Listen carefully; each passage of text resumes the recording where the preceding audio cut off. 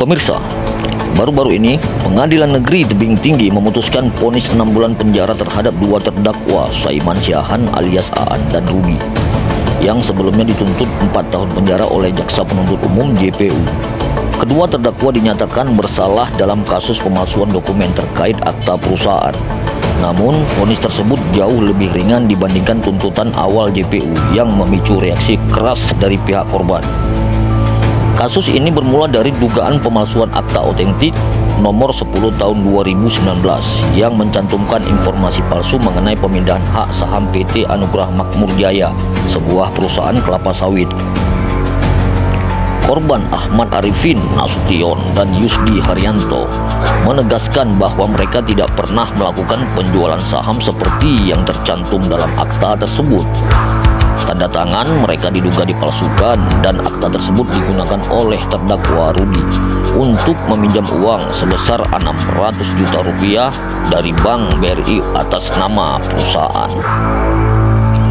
Meski pengadilan memutuskan vonis 6 bulan, tim kuasa hukum korban Amwizar SHMH dan Jurniarwan Kurniawan SHMH menyampaikan kekecewaan terhadap keputusan tersebut. Dalam konferensi pers yang diadakan setelah persidangan, mereka menegaskan bahwa hukuman yang dijatuhkan tidak mencerminkan kerugian yang dialami klien mereka, baik dari segi finansial maupun reputasi. Dalam dakwaan sampai final, berupa membebaskan para terdakwa dari dakwaan seperti tersebut, hingga menyatakan terdakwa Saiman Siahaan alias Aan dan terdakwa Rudi telah terbukti secara sah dan meyakinkan bersalah melakukan tindak dengan sengaja memakai surat palsu sebagaimana dalam dakwaan besar. Para menjatuhkan pidana kepada para terdakwa tersebut oleh karena itu dengan pidana penjara masing-masing selama 6 bulan. 5. Menetapkan pidana penjara tersebut tidak perlu dijalani kecuali di kemudian hari ada perintah lain dalam putusan hakim yang berkekuatan hukum tetap.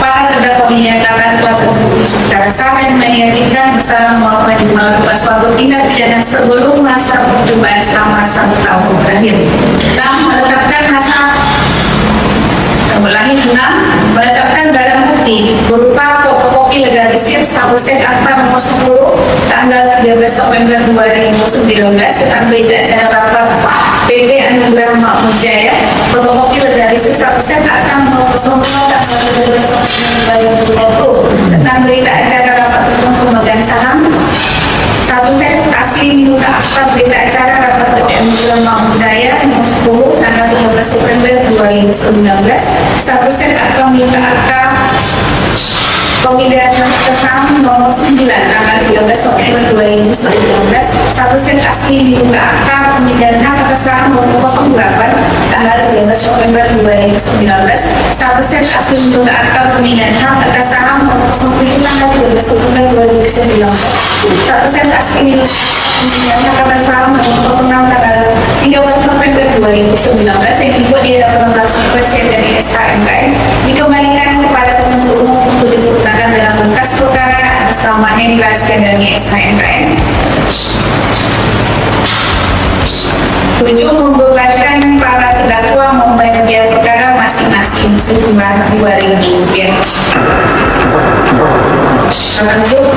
Demikian diputuskan dalam sidang permukaan Majelis Hakim Pengadilan Negeri Tebing Tinggi pada hari Rabu tanggal 9 Oktober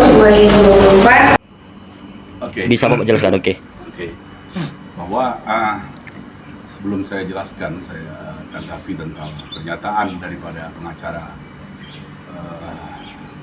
terdakwa. Saya sebagai pengacara korban menjelaskan bahwa pada dasarnya kita menghormati keputusan pengadilan. 1.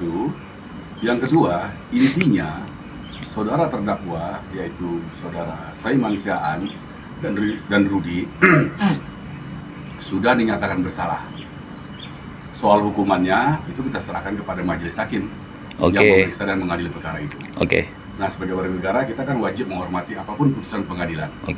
Dan jaksa punya hak untuk mengajukan banding karena jaksa sebagai penuntut umum telah menuntut kedua terdakwa dengan hukuman 4 tahun penjara.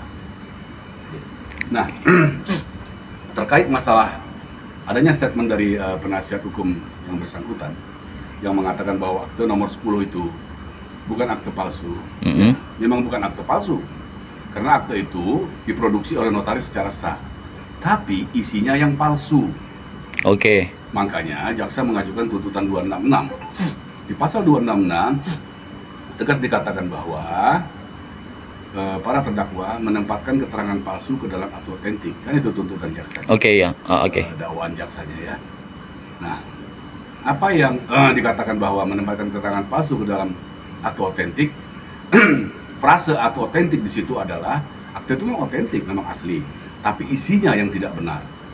Di mana dikatakan di situ bahwa klien kami, yaitu para korban, Saudara Yusdi Haryanto dan Saudara Ripin Nasution, dikatakan ada menjual saham pada pihak Frances dan kawan-kawan, ya kan, berdasarkan akte nomor 10. Akte nomor 10 situ, akte nomor 10 dimaksud. Tetapi faktanya yang sebenarnya klien kami sama sekali tidak ada menjual saham tersebut. Oh gitu. Nah, makanya isi akte itu palsu. Itu dikatakan Aktenya asli tapi isinya palsu. isinya palsu Pak ya. Oke. Oke. Nah, fakta selanjutnya adalah tanda tangan klien kami, Saudara Arifin Nasution dan Saudara Yusdi Haryanto, dipalsukan oleh yang kita tidak tahu siapa pelakunya, Oke. ya kan, tapi sudah dipalsukan. Nah,